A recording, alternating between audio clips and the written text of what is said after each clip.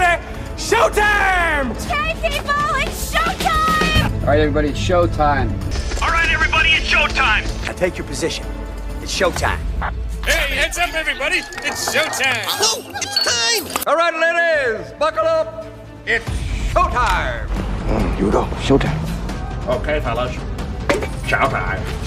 Okay, it's showtime! Ed Berliner, the fastest show in sports. Greetings, true believers, and welcome into the fastest show in sports. I am the ringmaster, Ed Berliner. To my left, to your right, that is Mike Wise, New York Times, Washington Post author, and the guy who likes to look at cameras like this. It's very nice. he takes excellent pictures, in case you're wondering. And over there to the other side, to my right, and also, well, to my left and no, to my right, whatever it is. On the other side, New York City sportscaster, a good friend for many years, calls himself the modern-day Bert Campaneris, which he's going to get a chance to explain here any moment. That is Marc Ernay, who joins us, and we are the threesome for today. So, before we get started, explain the modern-day Bert Campaneris. You have to go into that. Yeah, well, Bert Campaneris, when I was a kid just learning baseball, he was the first one that I knew of to have played all 9 positions on the field in the same game. It's happened a couple of times since. Okay. But I consider myself a utility man among the elite of all utility men. Oh, you're and that's the paragon for me, is Bert Campaneris. Yeah, okay. But Bert Campaneris was a little guy, too. He was a... Well, I'm not a big guy either. I just... Because of the camera, I look bigger. Objects in objects appear much closer than they seem, or something? Much closer. For those of you watching on the YouTube channel, I mean, Jesus, Mark, you're like my God, your head's bigger than mine. I feel like you could. It wasn't supposed to be like this, and then that's a little frightening to think. I was told I had too much head. Yeah, no, it is, and the bobbleheads in. So, well, you could back up. I think. Well, I also think it was too much headroom. So but you really can't back up because your microphone, we can't hear you. Then you disappear. Right. See, so there's the catch. This is mostly podcast. All right, I'm going to if this profession doesn't work out for you, you can always blot out crime victims with your mug. I'll call myself the Human Eclipse. All right, so the modern-day Bert Campaneris gets to go ahead and lead us off here today with what is sitting on the top. I got the usual, man. I'm loaded up. I got all kinds of stuff sitting here. Ernay, you're the new guy in the crew, so go ahead. I want to talk about this headline I saw this morning that said Bill Belichick is sidelining his 24-year-old girlfriend. 24. I thought it meant 24. 20. What did I say? I'm sorry. 23. I meant 24. Okay. See, I misspoke. We were talking about this before we started taping. I misspoke. So, I saw this headline, and I thought it was implying that they were breaking up, but apparently that's not the case, and he is just asking her to not become so involved in everything that he's starting to do at the University of North Carolina as they ramp up for his first season as head coach. But I thought it was an interesting headline. It was if it was clickbait, it worked because she's not his girlfriend. I mean, let's be honest here. She's his PR rep. Come on. Belichick is putting a hose job on everybody here. He's not dating her. All you can do is sit and watch what she did in that interview, and you can see that she's the one standing there basically calling the shots at this point. Bill doesn't know how to do any of this PR stuff, so he hands it to a 24-year-old social media maven and somebody who looks real good. That's all it is. I don't think either is true. And I'm tired, by the way, of people going off on Jordan Hudson, or is it Jordan? It's D-O-N. Get it right. For some reason. Jordan. Look,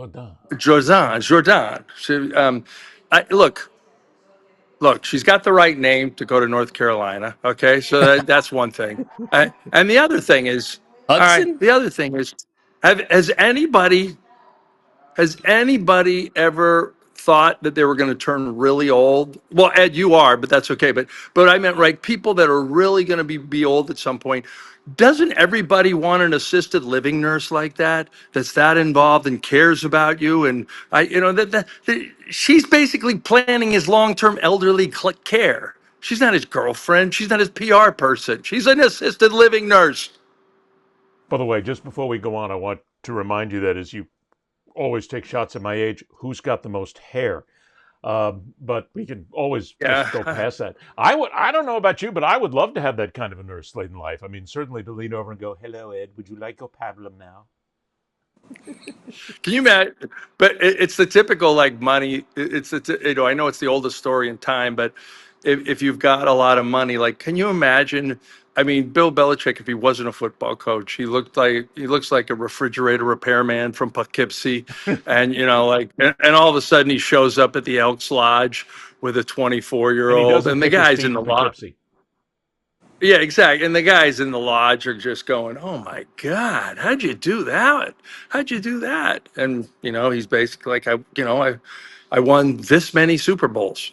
Well, it's all it is, though, because look, Bill needs as much good PR as he can get because his press conferences with the Patriots were the most boring crap that you could ever possibly want. I mean, he basically. I was there for several years covering the Patriots, and it was the same thing all the time. It was 2 and 3 word answers. He hated the media. Now he's like everybody else who's got to get the media on his side to sell his book. So he's got somebody helping him. That's what it's. Look, if it wasn't for Jordan, we wouldn't be talking about Bill Belichick because he's buried in North Carolina right now. He's, just trying to do whatever he can there, but he's not important to the overall sports conversation anymore. Maybe he will be, but she suddenly made him important by sticking her nose into her business and the PR. Works for him. I want him to succeed wildly, just succeed wildly, Why? and because he'll stick it to Bobby Kraft and that lousy organization that you call an NFL franchise up there. And I'm just tired of this whole idea. Look, I know it was Bill Belichick's idea to let Tom Brady go when he did, and it's funny because it's the greatest irony of all time, really, because the Patriots' greatness was based on the fact that they identified people that needed to go before they lost their, just before they lost their magic, just whether that player that whoever it was, The Randy Moss effect. the Randy Moss effect, the who was the back for a long time, Curtis Martin, all these guys, they got rid of them at the right time, and yet the one guy, the greatest player in the history of the NFL, is the guy that they got rid of a year too early. All right, wait. Can we hang on just for a second, please? Because that a couple of things from that interview really stuck in my craw, and they're still right there. Oh yeah, Number one, yeah. Let's discuss it. How did the guy never ask about his ratty sweatshirt with a hole in it? There had to be a history, right? Probably his dad's or something. But the other thing is, Belichick gets all the credit for discovering Tom Brady. If Mo Lewis doesn't knock Drew Bledsoe into last week, there is no Tom Brady. And I think that part of the story is so lost that Tom Brady wasn't, he wasn't overtaking Drew Bledsoe on the quarterback depth chart. It was a stroke of luck. That was all. He stepped in crap because Mo Lewis injured Drew Bledsoe, inadvertently, mind you. But because Drew Bledsoe was sidelined, Belichick is looking around. Who do we have? Oh, 12, you're up. And then the rest is history. But it wasn't because come on, you still got to give him a little credit because even though he was a late round draft pick, but they had to see something, or did they just waste it?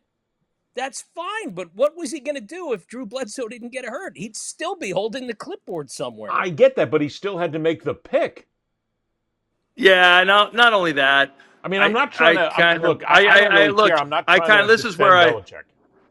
This is where I kind of, I'm gonna agree with Mark because all these things are it's the fine line in sports, it's a fine line. But Tom Brady, I even go further along than you do when, the tuck game against the Raiders. If that play is not called, if that's a fumble and the Raiders retain possession, Tom Brady doesn't win that AFC Championship game. He certainly doesn't win the Super Bowl. Right. And a guy who wins a title, it changes you. You become a different person as, all of a sudden you realize you can do it. And I'm not saying that would have been his end all be all, the end of but a guy who takes his team to the Super Bowl and when he takes over for Drew Bledsoe, as opposed to a guy who fumbled away his team's chance to go in the AFC Championship game. That's a completely different ball game. And like, what's Tom Brady's career like, and what's Bill Belichick's career like if that doesn't Well, happen? can't we say this, I though, about so many players? Not every player, but we can certainly say that in a Well, you number could of say it in circumstances. so many. I mean, you could say it in so many. I saw it with when Mark and I used to be at the Garden all the time. Jeff Van Gundy and the Knicks. I mean, Jeff Van Gundy was going to be coaching Division II somewhere until Allen Houston's shot fell in against Miami, bounced around the rim a couple times, and all of a sudden Jeff Van Gundy's this guy that knocked out the top-seeded Miami Heat and beat his former mentor. And all of a sudden Jeff Van Gundy goes on to have this really good career in New York and leaves on his own terms, basically quits when he wants to.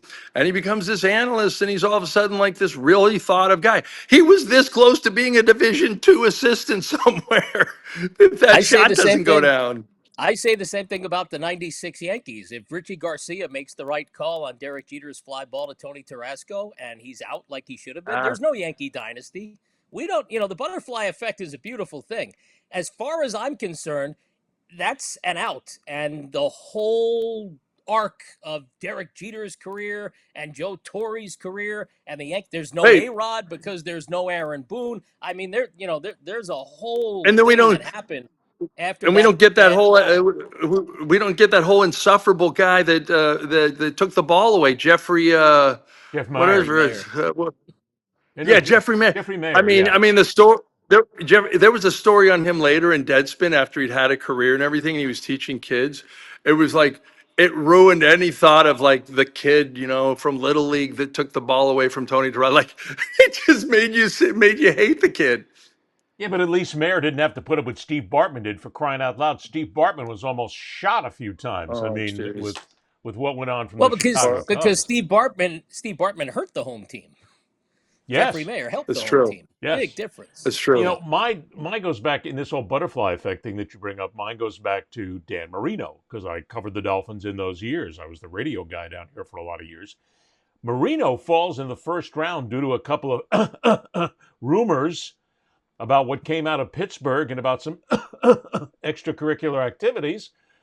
He falls all the way through the first round, and he gets to Don Shula. I mean, imagine if he would have been picked by any one of those other teams and basically run by another coach who wasn't Shula, because Shula built everything around him.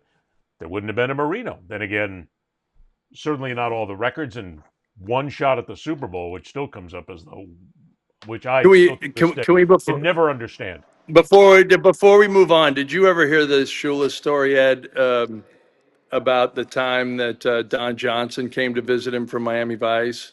No. Oh, it's a great story. It's about the single-mindedness of a coach that you could never trade this with anybody, because Shula, as you know, he was singularly focused on the art of football and how he was going to win a game that week. But at the height of I guess Miami Heat's what was the show? Miami Vice's popularity. The Rico and Tubbs, Don Johnson, the main character, Sonny Crockett, like literally wanted to meet him, and this was like 1988 or something, and everybody around the Dolphins was like, Jesus, Don Johnson's coming to the game. This is awesome, and like everybody, and the Dolphins cleaned somebody's clock from the AFC, probably the Jets that day, and they bring down Don from the VIP box, the owner's box, and they bring him by, and he's like, hey, coach, hey, he's got that real gravelly voice, and Don Shula's like, hey, it's great, and he goes, coach, this is Don Johnson from Miami Vice, and Shula looks at him, and he shakes his hand, and he goes, God damn it, thank you guys for keeping the streets so damn safe out there, and he turned around and walked out. Had no idea who he was. Okay, now everybody remembers Don Johnson from Miami Vice. Do you remember the name of the actor who played Tubbs? Yeah, I do. Go ahead. Philip Michael Thomas. Okay. See, Philip Michael Thomas. Everybody talks about Don Johnson, but they never remember Philip Michael Thomas, which pretty much was. Tubbs was vital. Now, seeing as you touched on this, Mr. Ernay, I'm going to launch into Yes, sir. Because I am so glad that we have a representative of the Northeast here and a member of the sporting community there, because I am sick and tired of the insufferable New York Yankees fan who bitches, whines, and moans every single time something happens to this team. They're a game and a half in first place, I think I checked this morning. They're still in the competition. They're right there. But every time this team loses, farts, wheezes, it makes no difference. The Yankee fans scream and holler. They want everybody fired all the way down to the locker room attendant. There's a part of me that says, okay, they deserve to be arrogant because of the price they have to pay to go see a game at Yankee Stadium. But the other part of it is, back off a little bit. Come on, you're still in the conversation every single year. Although not in the World Series conversation lately. But what is it about Yankees fans that everything is a volcano that goes off and they got to whine about everything? They are entitled with a capital E and a capital N and all the other letters. I'm not going to go into a spelling bee here. I could do it if I wanted to, but just make no bones about that. But the fact of the matter is, and I try to remind my Yankee fan friends about this all the time, the Boston Red Sox went 86 years, right? The Cubs went 108 years between titles. You've gone, this will be 16 years if they don't win this year. God forbid they've gone 16 years without a championship. And I used to joke that whatever, a year on Earth is obviously 365, sometimes 366 days. But a year on Pluto is like 10,000 days. And to them, it feels like that long, even though it's only 16 years between championships. And it's just ridiculous. And the fact that they went to the World Series last year and lost to a superior team, that apparently didn't matter because they didn't win. And to me, it's, again, well, that's just it. It seems like the only thing that would make a New York Yankees fan happy is if they win the World Series every single year. Oh, no. They have to win and they have to sweep because God forbid they lose a game in the World Series. That's the end of the world because we can't be down 1-0. Chicken. But I'll play devil's advocate on this. Do they not Go ahead, Mike. No, I think so. Having been in New York during the years in which it was almost a renaissance of the Yankees, and I'm still bummed. Actually, I didn't even know the guy that well. I barely covered him, like Jack Curry did, but for the New York Times. But the fact that Mattingly never won in the postseason, he never was on the teams that were there. And that one year that he had a chance, where there was the strike year, of course, and when it was supposed to be the Expos and the Yankees or something. And so I guess what I would get to is, I was there during those, and look, if I wasn't covering the Knicks game, I would, we would go talk to the office person in sports, and she would buy tickets for us through the Yankees, and we'd go to the games. And that was a kick in the pants. It was history. And, I remember being in the right field stands when Aaron Boone hit that shot. And my best friend, Pete LeBlanc, was on the other end of the phone in Sacramento, diehard Sox fan from New Bedford, Massachusetts, and there's a TV delay, and I'm on the phone with him, and I go, turn the TV off now. And the ball's just going right, and the ball's going right by me. After what's his name? Who was the knuckler? Was it Wakefield? Yep. Served up the softball that went, and ended that series in 7 games. That was awesome to be a part of. I do think that, at some point you, as a Yankee fan, you expect it. You spend the most money. People, baseball, and especially Major League Baseball, it's not a democracy. It's a who's got the most money and can you afford it? And when somebody like the Kansas City Royals win with no money, it's amazing because how do they do it? So I don't know.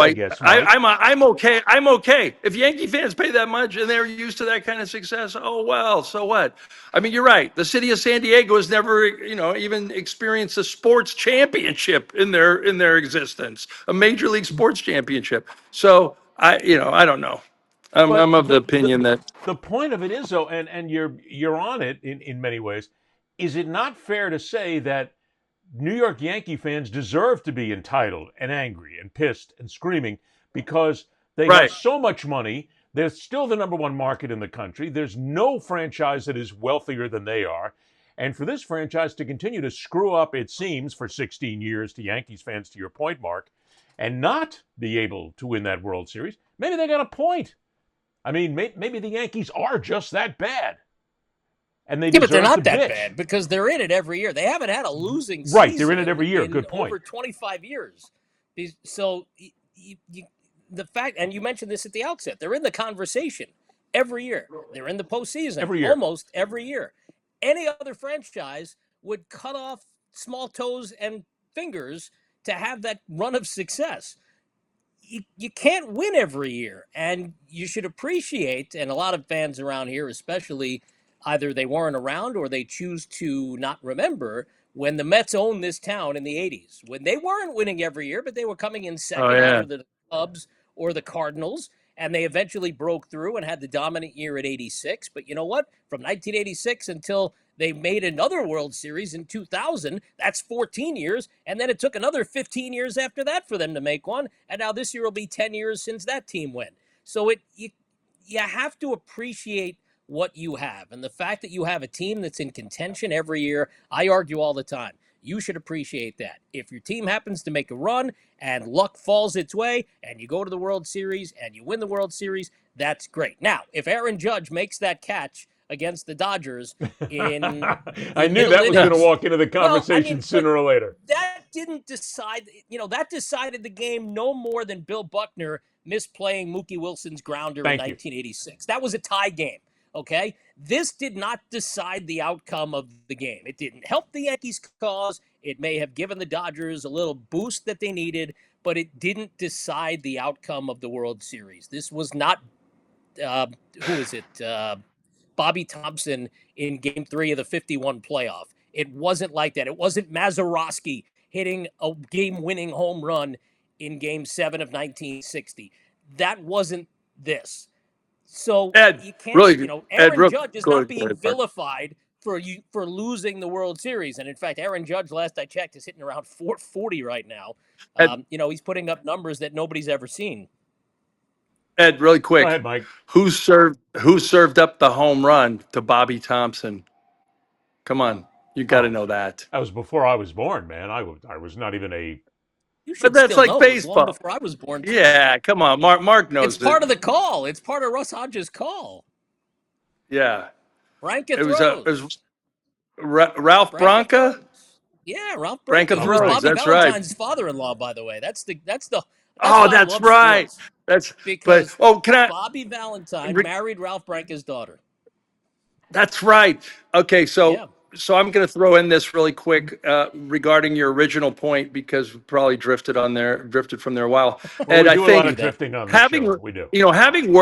Having worked in New York from '94 to 2004 and off and on when I was with the Washington Post and ESPN, when I was with the New York Times, it was like the dream of a lifetime to get that job. My paper at the time went out of business in Sacramento, and I had a part-time copy editing job at the San Jose Mercury News. And so that job came out of the blue. It was like it changed my not just my professional life, but it literally was. You talk about the fine line in sports, fine line in life. But being in New York for those 10 years, one of the great things was it's weird, but you live in New York City and the rest of the world doesn't matter that much, or you don't look at it as important, and you sort of what's going on in New York. Like I wanted to have conversations about Mike and the Mad Dog, the radio program outside of New York. You couldn't do that, but in New York, everybody talked about it. And so I guess what I'm getting at is there is a New York fans on the whole, when you talk about even the Knicks, the New York Giants, the Rangers, the Islanders, the New Jersey Devils, on the whole, because there's 9 professional sports teams and the championships are spread around at some point, and then you get a dynasty for a while like the Yankees. You sort of get in this mentality of I remember writing games like, unless it was Michael Jordan, the Knicks didn't get beat Someone beat them. I mean, I'm sorry, they beat themselves, and now you got to kill them. Right. The Yankees did not get no hit. How could 27 guys just come up and go down? What kind of bums are you guys? Like, Well, out I of mean, those teams that you were just you would talking about, celebrate. out of those You teams would that you were just celebrate. talking about, You'd I celebrate noticed. the guy from out of town. You celebrate the guy from out of town as much as he deserves it a little bit, but more often than not, you don't, and you denigrate the guys that gave it up if it was a New York team. Right. and Yep. so you, That's and so exactly how it what was.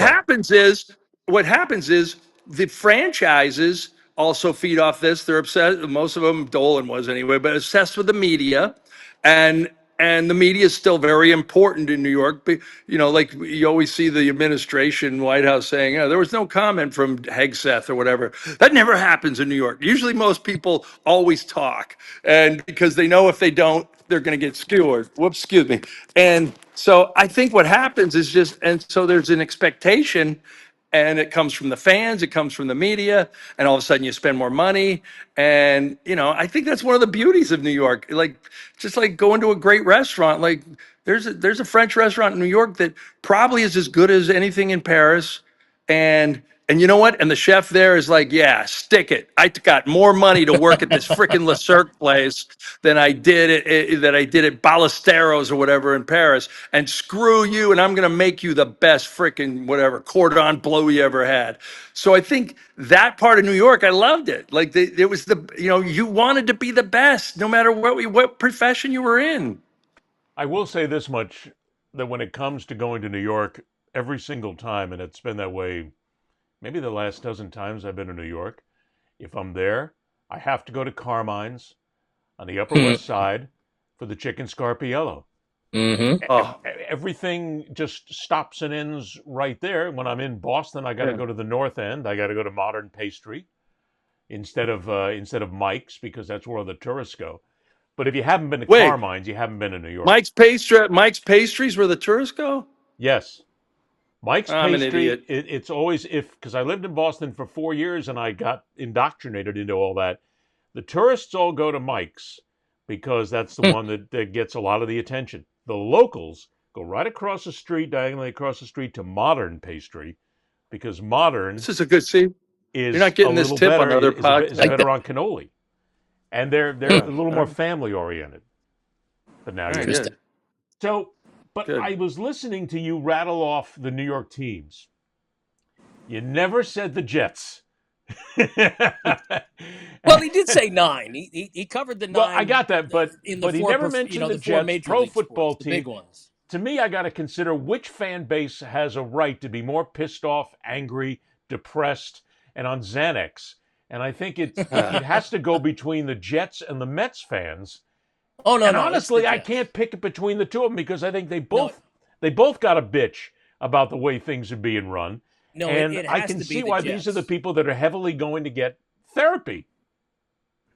It has to be the Jets, because the Mets have been in modern World Series. The Jets have been to one Super Bowl. It was before 1970, and we're in 2025. So it has to be the Jet fan, especially given we mentioned before, Dan Marino. The Jets passed on Dan Marino to take Ken O'Brien in that 83 draft. The franchise is different if they take a flyer on Marino. The Jets brought in Brett Favre. That was a disaster. The Jets brought in Aaron Rodgers. We know how well that went 4 plays in.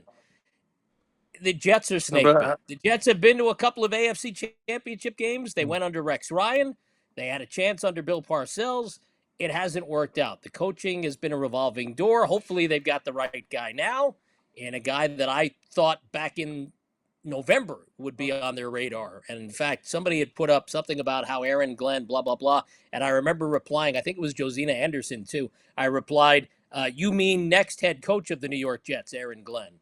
And that was back around, Nice. Seriously, that was back around, it was before Thanksgiving, I think. And so he's been on my radar for a while. Great player, perfect fit, I think, for what they need to do. And was very correct in showing Mr. Rodgers, pardon the pun, the door when he settled in with the new GM too, because they just need to move on. I'm gonna get to Aaron Rodgers in a second here, but I'll tell you what. Sitting here today, for the rest of our lives, however long all three of us may live, the New York Jets will not be in the Super Bowl. They will not win a Super Bowl. End of story. The Jets won't sniff a Super Bowl anytime in the foreseeable future. Wait, you're saying they're not I even going don't to make one? They're not even going to make Won't one? even I make don't know. one. Nope, won't even make one. I don't know. I think I'm one of these people. A broken clock is always right twice a day. You know, Yeah, it's but there's better teams in so. the AFC who do it on accident. The Yeah, I Jets know, keep but trying to I'm do just it on saying. purpose and they can't Now get I it will right. say. Now I will say there is something about toxic ownership. Washington wasn't any good, and they weren't going to be any good until Daniel Snyder was removed. I almost feel the same about Woody Johnson. The guy is a disaster. He is a bad owner, and he's a bad guy. I mean, a bad person. And so when I look at somehow Dolan is that team is in spite of him is become beloved by the city.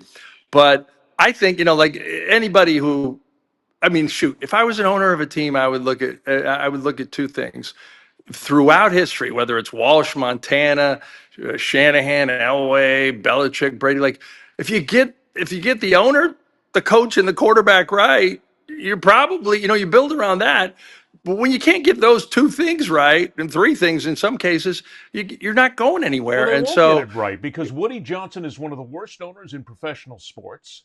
you're He right. doesn't make the right You're right. decisions on personnel. So if you can't start there, then everything down from that just basically slides into a black hole. You're Yeah, not going to pick the right yeah. coach. So You're not going to pick the right personnel. Woody's got to sell. Woody's got to sell, I believe, for them.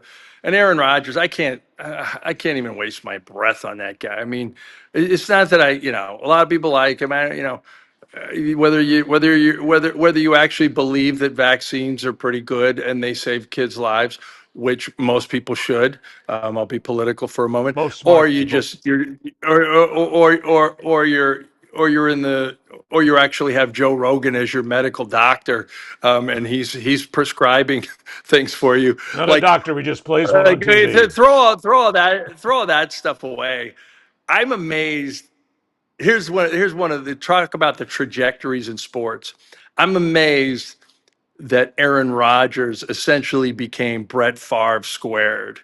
Remember the ESPYS when somebody came up, whoever was hosting that year, and said to Aaron Rodgers, when Brett Favre hadn't made a decision whether he was coming back to Green Bay, and he goes, "Can I give Aaron Rodgers a hug?" And he was just this guy that like everybody wanted to give a shot to, and they knew he was good.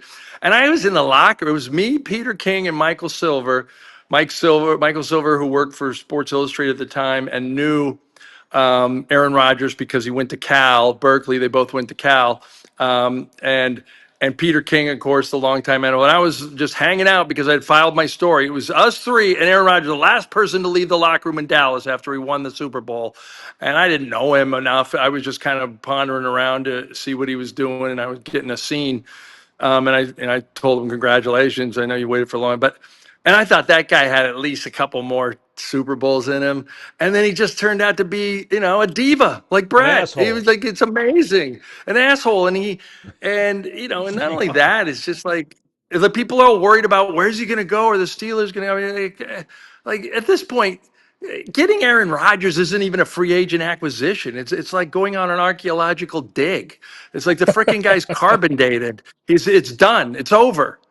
So anybody that thinks they're going to get I would rather have Joe Flacco on my team than Aaron Rodgers, just because he's about the team and he's a less polarizing guy.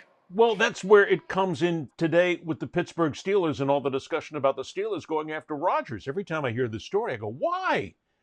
Why? Why would you want to take a chance on screwing up the locker room, getting all that nonsense that goes with an Aaron Rodgers, and having that destroy basically what is your season, your team, your players, your chances, just for the sake of having this guy there? It's got to be, even the consideration of Aaron Rodgers on a roster right now has got to be the absolute stupidest thing that any National Football League team can do. He's not a teacher. He's not somebody who brings a locker room together. He brings a whole lot of baggage along with him. and you're going to have to deal Well, with that circus in every single day with an Aaron Rodgers on your roster. He's useless. and You if don't need him right now in any sense. and if you're Mike Tomlin, who's got more security than most Supreme Court justices, Oh, geez. what would you do? You really want to bring him in? You know, like, oh my God, this No. could be the one guy that does me in. He could be my Ruth Bader Ginsburg. Too soon? Okay, never Oh, mind. God. Sorry. Wow. But Hey, by he the way, could. coincidentally, if I may, for the observant viewer of our stream, there is Aaron Rodgers in bobblehead form right under my right earlobe. Oh, nice. Yeah. See? I could see There he it. I is. could see it. That's a There nice. he That's a nice is. For those of you bobblehead. who are listening on the audio podcast, as we're looking Little mini at bobblehead. Marc Ernay, underneath his right ear, there is an Aaron. Well, Yeah. wait a minute. Why do you Yeah. have an Aaron Rodgers bobblehead? And it's a Green Bay bobblehead. Yeah, I collect these things, and somebody sent it to me, and so it fits perfectly right where it is, and it just happened to be there. I had no idea what we were going to I discuss think. today. That's where he lives. I think it's great. So I you think it's didn't great. purchase That's it. Your where. break is here is That's that when. I have one, but I didn't buy it. It was given Yeah, to me. no, So. I Yeah, didn't but buy I 99% of these. Yeah, everything we get in sports is swag. But yeah, if you're going to keep an Aaron Rodgers bobblehead, All Green Bay, swag, man. like have the good memories of what he was in Green Bay before everything went south. Right. Absolutely. And I think Mike Tomlin, as desperate as he might be, I think there is a large portion of the Steelers fan base who's had enough because last year was a total disaster at the end of the season. I think if Mike Tomlin were to bring Aaron Rodgers in, and it would be solely his decision, that it's his last grasp at trying to hold on to whatever control he's got But out there. why in would Pittsburgh, you want him knowing there? that he's on thin ice? I'm not saying I would, but Mike Tomlin might bring him in considering that he might think that Rodgers is his best chance to get off the schneid and make one more run.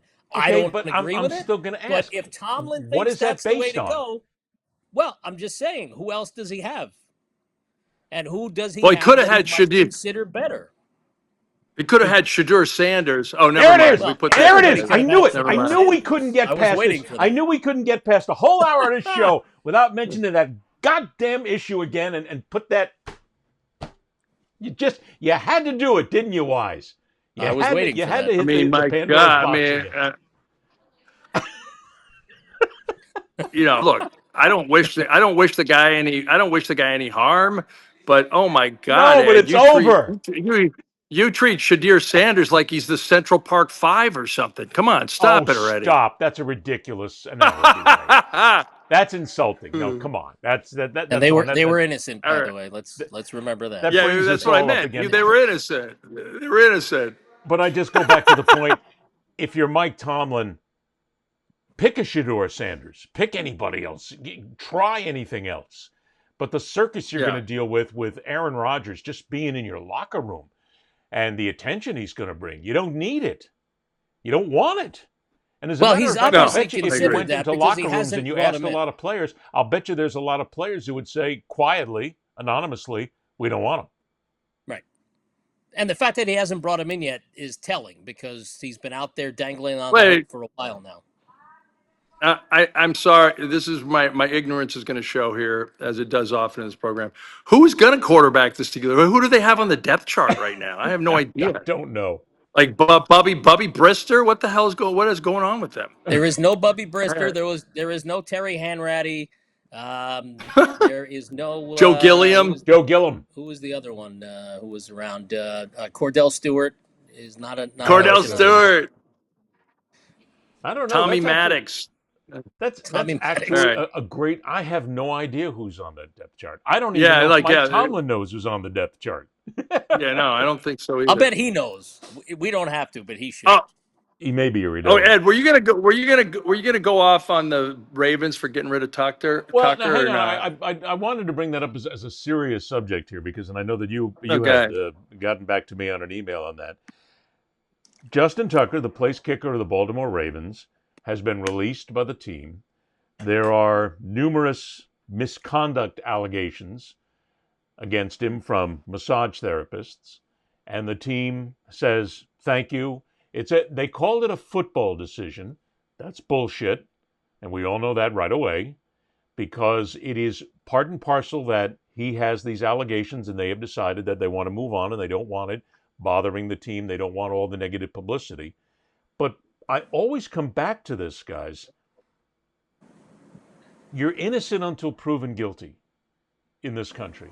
And this is not to say that anybody is I'm not saying anybody's making false accusations. I'm not going to go there.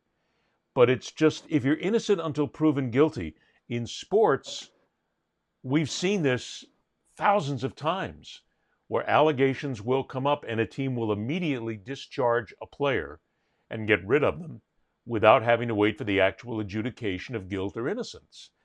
And I'm not saying that what the Ravens did was wrong, but I don't think it was right. And I think there has to be some discussion about that. Do you just cut a guy loose, a guy, a gal, anybody, and ruin their careers without all the evidence being known? Well, but his career is not ruined. Somebody else could pick him up if they wanted to. Hang on. They could. He's not on the restricted list yet. They could, but if he's got sexual misconduct allegations hanging over his head, do you really think any other team's going to take a chance on that? Until it's settled? What happened with Deshaun Watson, who had the same situation and signed a guaranteed contract with the Browns, even in spite of all that stuff hanging over his head? Star quarterback versus place kicker. Can we not agree that there's a real difference in here in how they treat people? Deshaun Watson is a guy who hopefully the Cleveland Browns thought could help them win, get to a Super Bowl, maybe even help make more money for the franchise, when a Justin Tucker as a place kicker is nothing more than expendable. That's a problem right there. I don't know. He's not just a place kicker. He has the NFL record for the longest kick. He's going to go into the Hall of Fame as a field goal kicker, like Adam Vinatieri is. And so there'll be only a few in the Hall of Fame. He'll be one of them. And two, he has kind of spent his football career. I mean, he's had his best years. So what the hell? Here's my problem. You're making my point.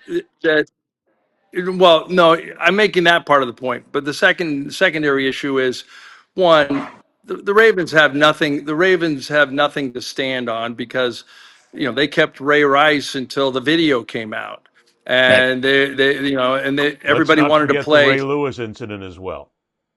Yeah, and so that it depends on how good you are and your talent. I mean, look, there's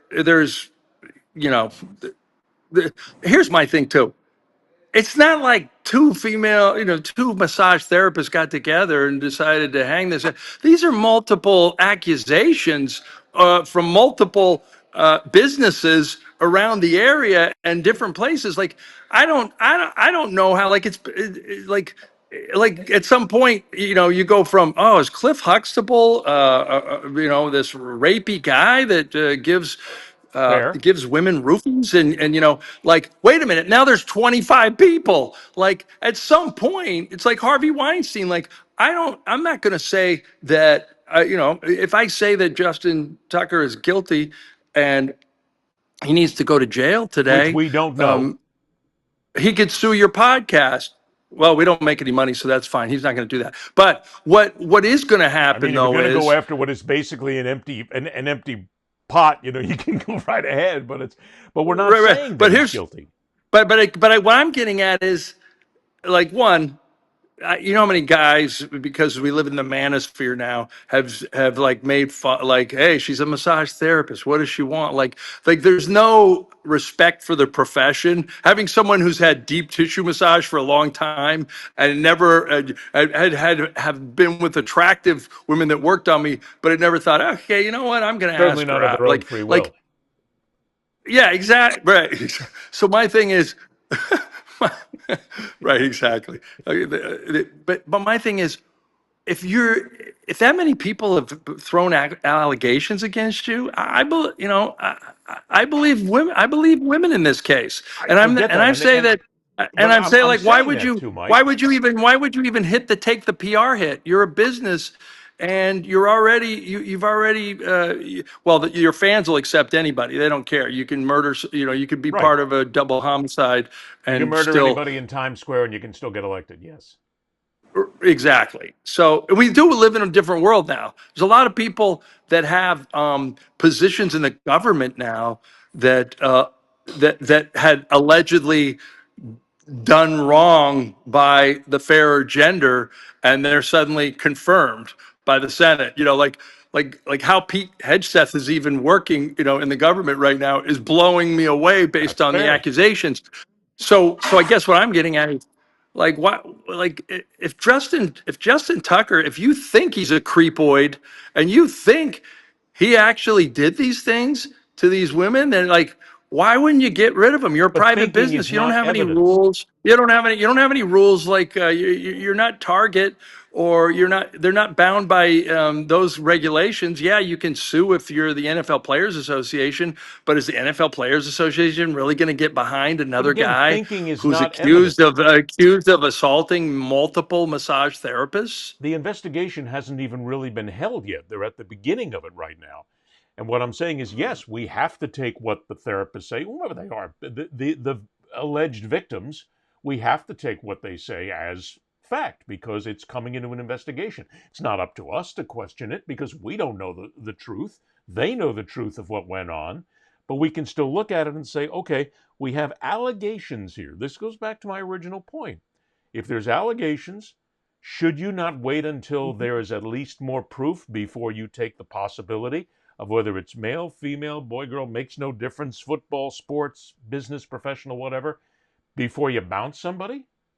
Well, I think the football decision part of this is if we read between the lines, they don't want or need the aggravation. The They publicity. don't owe him a boatload of guaranteed money that he'll walk away with anyway.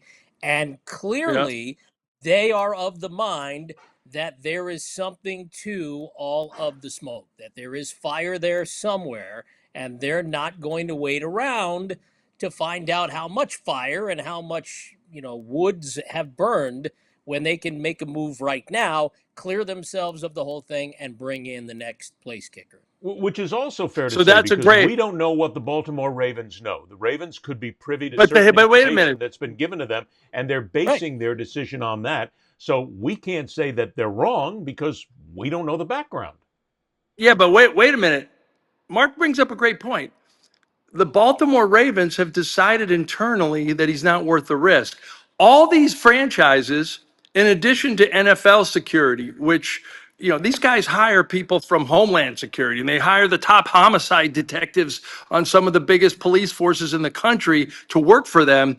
The Baltimore Ravens have their internal security. They've probably done some homework on this guy, and they probably do realize that where there's smoke, there's fire. And so, yeah, why not get ahead of it? I believe the Baltimore Ravens know a lot more than we know, and they've made the determination that this guy isn't worth the risk. Well, I'll still go back to it, and we're going to go back into ancient history here. Ray Lewis. I'll go back into that. The Baltimore Ravens and the National Football League is so good in investigations. They had to know what was going on there. They probably knew more than was out there in the general public. They knew it because they were talking to the cops and the authorities as well. And they welcome this guy back like he's a conquering hero, when in fact we have a death, firearms, Two. and assault involved in this. So, And he literally has a statue outside the stadium. yes. Well, So do but we also, still at this point, there knowing were the two, Ravens' there were background, two. place that sort of authority in them and say, well, they must know what's going on. Well, they knew what was going on with Ray Lewis, and they allowed him to continue. I mean, he was clearly there that night. It's always debatable about what happened. He was clearly there that night. These were his friends. It was the ultimate. It was the ultimate in be careful who you keep around from the neighborhood when you become a professional athlete, because these guys both cop to please. They might have, who knows, Ray Lewis might be supporting their families to this day, and they both took pleas, and they basically are going to be in jail for the rest of their lives. And part of it was, the only thing that Ray Lewis pled guilty to was obstructing justice, and it turned out that. But yeah, look, you're involved in you're involved in the death of two people. You're clearly involved somehow. And whether you did the stabbing, whether your friends did the stabbing, you're somehow part and parcel of it. And because you were Ray Lewis, and because your legacy was too great to the Baltimore Ravens to throw away, Well, that's it. and obviously you can afford the best criminal defense lawyers to, if guys had to take the rap for you, like all those things happened, and in it's like remember Kobe Bryant, the sexual assault allegation. He paid a woman off in a civil trial, and had the extremely what do you call it? When you don't admit, like a lot of people don't admit, that guy went on a daze and said she might have thought that what I thought was consensual wasn't. Nobody admits that. And he admitted that, and somehow his career went on, and he eventually overcame it, although some people could never forgive him for that. All I can say is, the guy never had a stitch of trouble after that legally, and same with, I don't believe Ray Lewis ever got into trouble after that in any way, shape, or form. And he was sort of like became this boys club guy and this hero of the community. And if there was, I'm not saying he shouldn't have been behind bars in the first place. I don't know enough, but the guy did turn his life around. Well, you're looking at a couple of things here then. Did the Baltimore Ravens make this choice because if you look at Ray Lewis, he's money to the Ravens franchise. He's the big name. He's one of their legends. So they're always going to be able to profit off having a Ray Lewis connected to them. Justin Tucker doesn't make a big bit of difference. He's a place kicker. You can turn him out, and you don't have to worry about making a buck off him. That's one way to look at it. The other side is, did the Ravens learn from the Ray Lewis incident? And the ownership said, hey, look, we didn't jump on that the first time. We better jump on this right now because the possibility exists that we're going to be putting ourselves in another bad situation with another athlete who does something wrong. That's another way to look at it. But it still comes down to, do you fire the guy for this? Do you put him on suspension? Do you keep him on the roster because he hasn't, or at least keep him on the payroll? I'm opening up a lot of words here, but okay, he's not been found guilty of anything. Let me just tell you right now, Ed, and I'm going to be very serious and personal about that. There is no due process in America. Have you seen what happened to these kids in El Salvador? Like, oh my God. They sent a 2-year-old away, Ed. Screw Justin Tucker. Bring the 2-year-old back. We do live in a weird time now.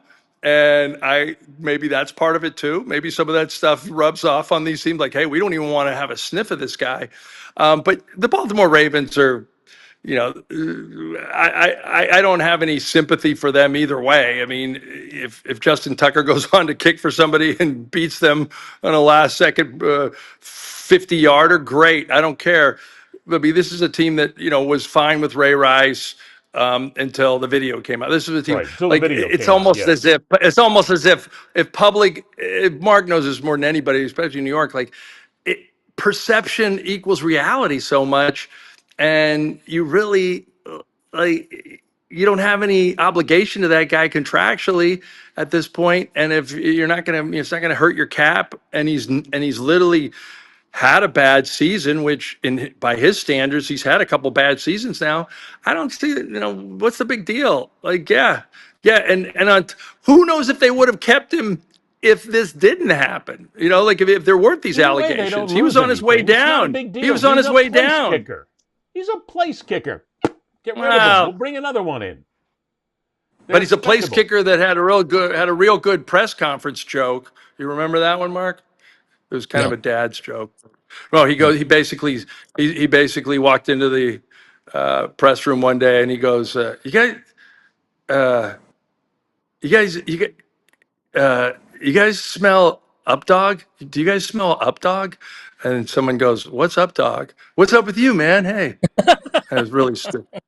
It was really stupid. It was really bad. That was a dad joke, It was a dad joke. That was a really bad dad joke.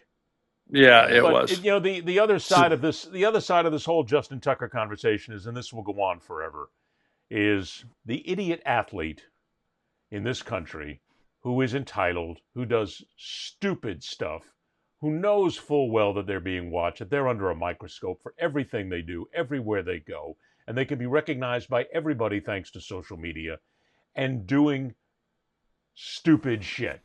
Breaking laws, bending laws, doing things, whatever they do, believing that they can still get away with it.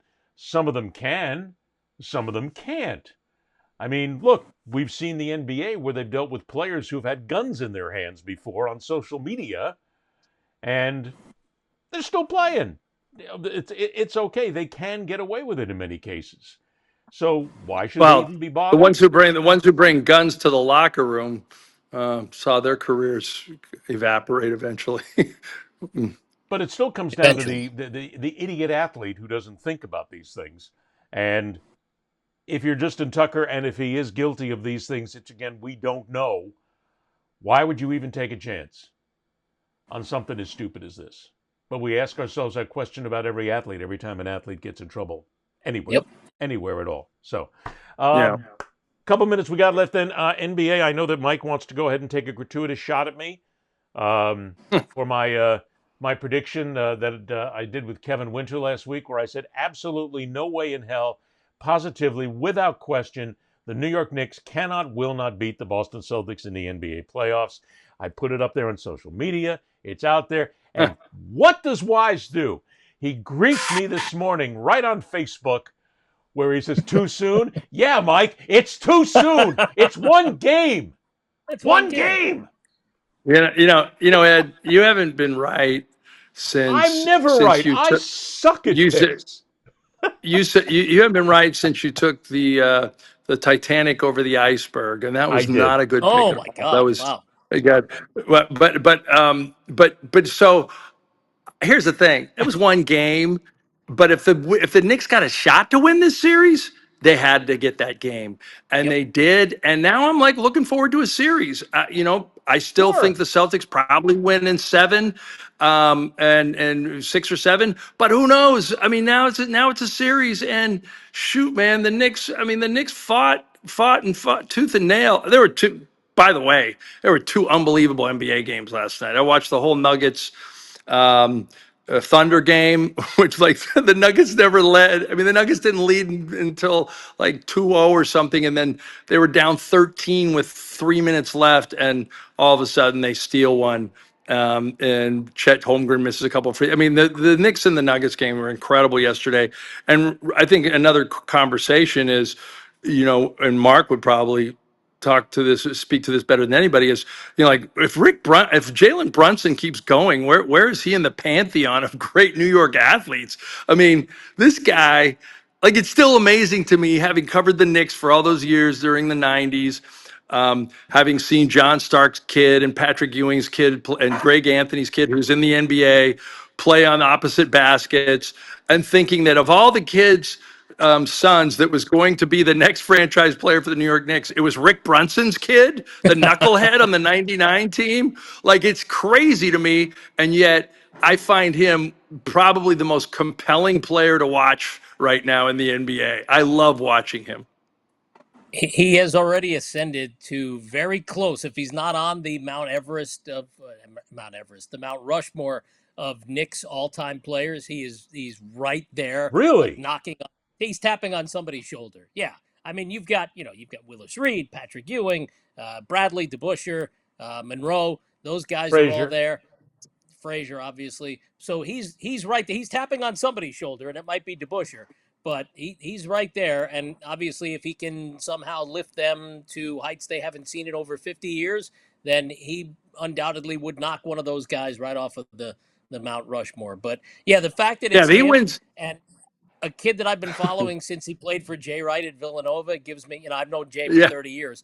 So I was just talking about the Nova Knicks with him last week at the Met basketball dinner, and I don't think he wouldn't say out loud, but I don't think that he expected that Jalen would be this kind of NBA. He knew he had it in him. I don't know that he expected that Jalen would be having this kind of career, especially in New York.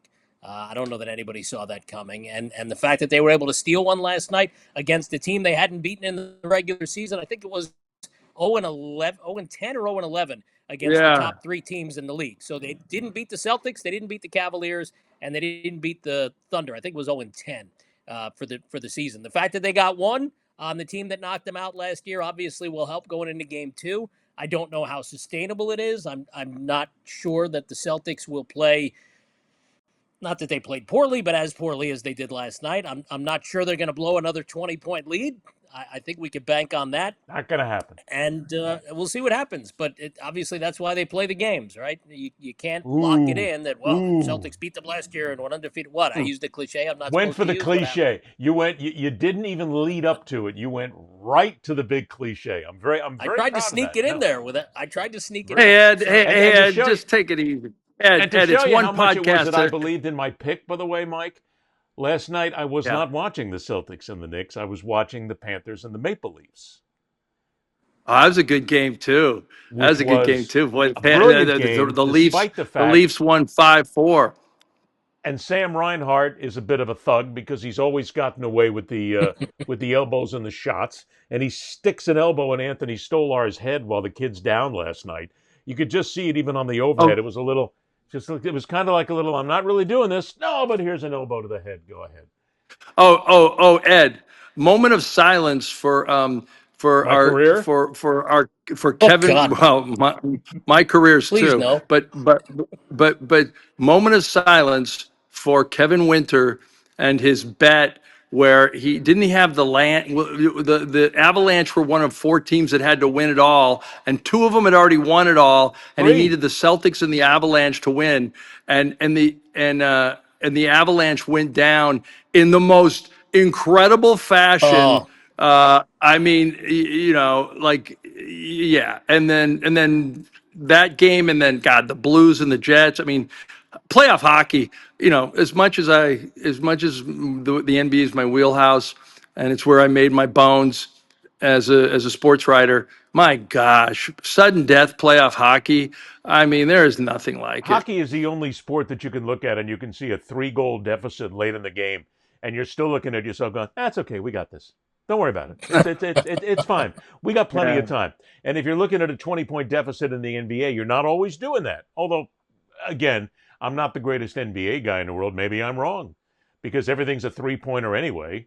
Nothing is That's really the thing down with low. the 3-point shot. 20 down is not insurmountable. 20 down is nothing. You're maybe 5 Well, that was the big story last night. They shot, I mean, you can't make it up, but they missed like 45 threes in the game. Do you know, like back in the day, I always think of Larry Bird and the Celtics and Michael Cooper shooting threes for the Lakers.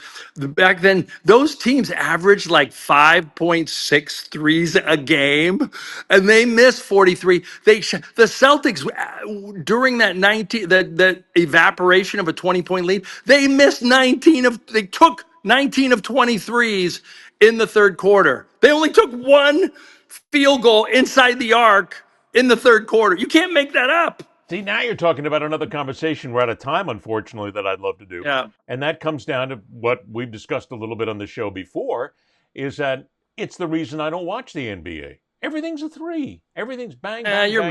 missing out. There's no inside game. There's no physicality anymore. Matter of fact, I'd even go to the point of saying that there's so little physicality in the NBA these days that I'll bet you Caitlin Clark and Angel Reese could go ahead and play in the NBA right now, and they'd be effective. Oh, boy. All right. Okay. By the way, you're taking an old. You're taking an. You're taking an old. I mean, I lay it out there and let you take a shot, and you didn't. Okay. But you're. It's like me saying, I don't know. It's like me when NASCAR was, like I'm never going to watch Formula One because all these guys do is go around the track. And I guess Formula One is really hot now, and I'm sure there's a lot more things that are interesting to it.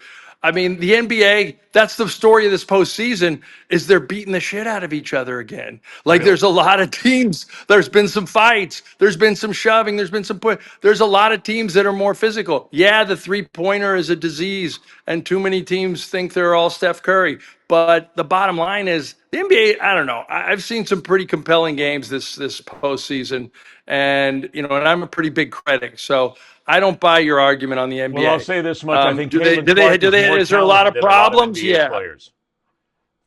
What's that? Play-wise, basketball-wise, I think Caitlin Clark is more talented than some NBA players. Not all of them. She's an amazing athlete. Well, talent. I mean, okay, she's talented, but she doesn't have the biology to compete. I mean, you want to get into the gender war again, Ed? And by the way, why? And by the way, show. and by the way, you watch the white league, but you don't watch the black league. Can a black man have a TV? And with that, ladies and gentlemen, that was Mike Wise, in case you're wondering, putting the final Mike. nail in the coffin of his career after all these years.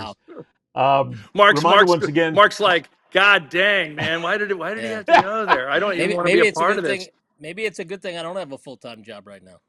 You're right. Like he looks like Schefter. He looks like Schefter when Pat McAfee's talking about some girl that he's ruining her life at some college somewhere.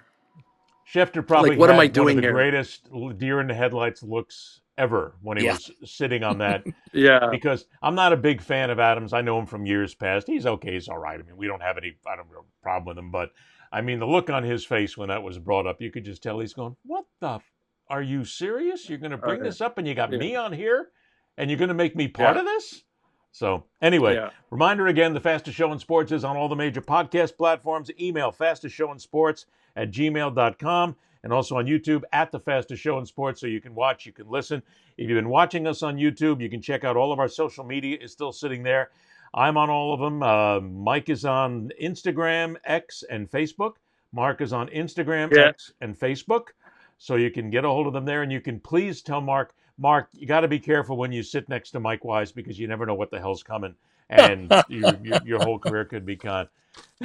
I'm on Tumblr too. Okay, I'm kidding. And right where we came in. And there's the madness and the idiocy of doing this on television. Hey, Mark, good seeing you again, man. I hope everything goes well, brother. Let's good do this seeing again. all of you guys. Hey, real quick, shout out Anthony Stolarz, Edison, New Jersey. So thank you very much for bringing it. Oh yeah. I lost you a little bit on the audio. What was Anthony Stolarz? Go ahead, say it again. Edison, New Jersey. That's his hometown. Oh, nice. Edison, New Jersey. I lived in Edison, New Jersey. I lived there for a while. Yeah, my family's from there. I'm trying to think. I lived in Edison, New Jersey for 3 months. Oh, jeez. That was when, that was when Sports News Network moved from Washington, D.C. They moved to the studios that they built in Edison, New Jersey. We were doing the show from there. It's 1990. December 17th, 1990. The network goes out of business and everybody is scrambling to get their tapes out of there, and I'm moving out of an Edison, New Jersey home with my roommate at the time, like we couldn't wait to get out of there, hoping that they didn't stop us and ask us for the last month's rent. So, glad I could bring back such happy memories. That's a story all in itself, man. That's a story of Sports News Network. I swear I've thought about writing that book a million times, but nobody would believe the shit that went on at that network. Guys, thanks so much. Thanks, everybody, for listening. Don't forget, podcast, YouTube as well. For Marc Ernay, from Mike Wise, I'm Ed Berliner, and everybody here. Thanks for joining us, everybody. Rock on, true believers. See ya! That's all, folks.